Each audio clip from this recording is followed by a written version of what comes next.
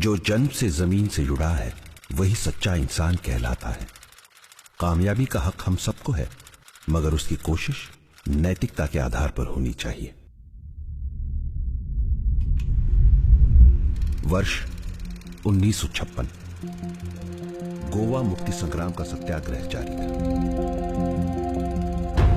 एक स्कूली बच्चा अपने साथी विद्यार्थियों को इकट्ठा कर लेता है उस गोवा मुक्ति संग्राम के सत्याग्रह के समर्थन में। ये उस बच्चे का राजनीति में पहला कदम है।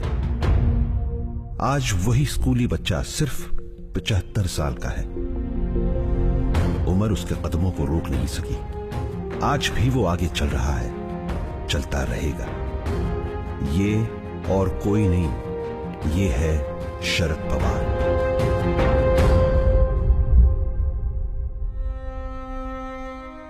बारामती की गोविंदराव और शारदाबाई पवार के सुपुत्र। जमीन से जुड़ने का उपदेश अपनी माताजी शारदाबाई से उन्हें मिला। किसानी, बागवानी, ये हमारी भारत की सभ्यता है, तो शिक्षा और पढ़ाई ये हमारा भविष्य है।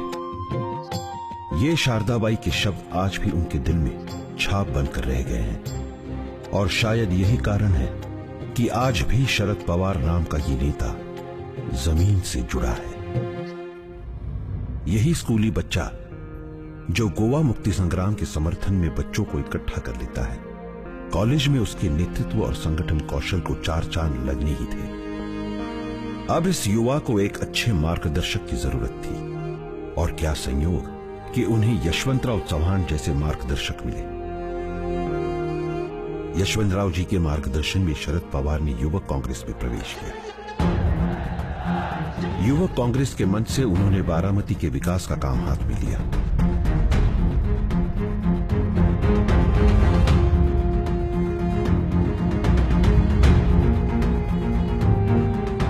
उन्नीस 1967 के विधानसभा चुनाव में ये युवा विधानसभा में जा पहुंचा। शरद पवार के रूप में महाराष्ट्र को सबसे कम उम्र का मुख्यमंत्री मिल गया। राजनीति,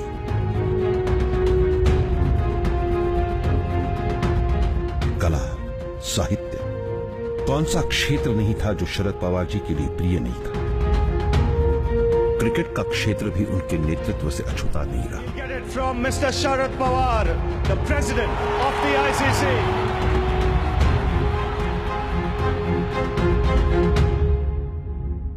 4 बार महाराष्ट्र के मुख्यमंत्री बने। मराठवाड़ा विद्यापीठ के नामांतर जैसा संवेदनशील मुद्दा हो, मुंबई ब्लास्ट जैसी दिल दहलाने वाली घटना हो, या लातूर का महाप्रलयनकारी भूकंप हो, There were 5 separate tremors, leaving dozens of villages without a house standing. Sharad Pawar का नेतृत्व इन अग्नि परीक्षाओं से चमकता हुआ निखर गया।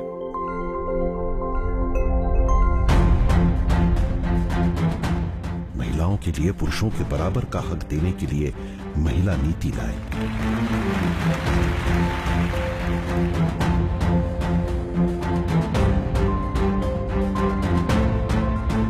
महाराष्ट्र को प्रगति के रास्ते पर लाने के बाद शरद पवार जी को दिल्ली बुलाने लगे। दिल्ली तो गए, मगर वही संदेश दिल में लेते हुए, जमीन से नाता कभी नहीं तोड़ना। पहले रक्षा मंत्री बने, तो महिलाओं को सेना दल में प्रवेश देने का क्रांतिकारी कदम उठाया। बाद में केंद्र में कृषि विभाग मान लिया, और जो जमीनी काम किया उससे ना तो केवल देश खाद्यान्नों में आत्मनिर्भर हुआ, बल्कि भारत के किसानों ने इस भूमिपुत्र के नेतृत्व में खाद्यान्न उत्पादन के सारे रिकॉर्ड विक्रम पार कर दिए।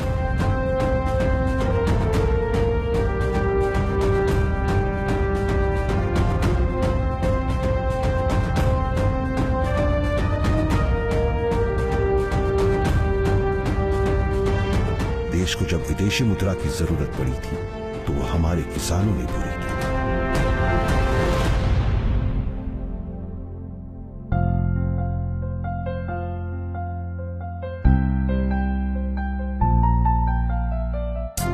लगातार 48 सालों से ये नेता लोकतांत्रिक प्रक्रिया से जुड़ा हुआ है।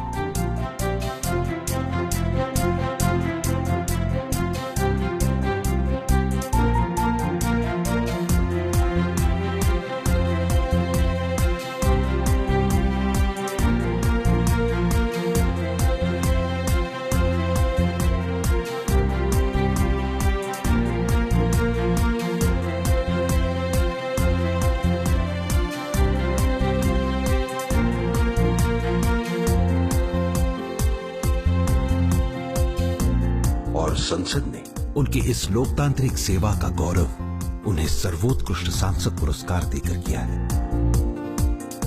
कामयाबी, यश अपयश, संकट, चुनौती कुछ भी हो, ये नायक कभी विचलित नहीं होता। संयम, सहनशीलता, ये इस नायक के गुण। ये नायक है, भूमिपुत्र है, राज्य करता है, किसान है, अपने विरोधियों का भी दोस्त है, दिलदार है, नवीनता का उसमें आकर्षण है, इसीलिए ये अभी भी जवान है। कोटि कोटि शुभेच्छाओं के साथ इस युवा को 75 मुबारक।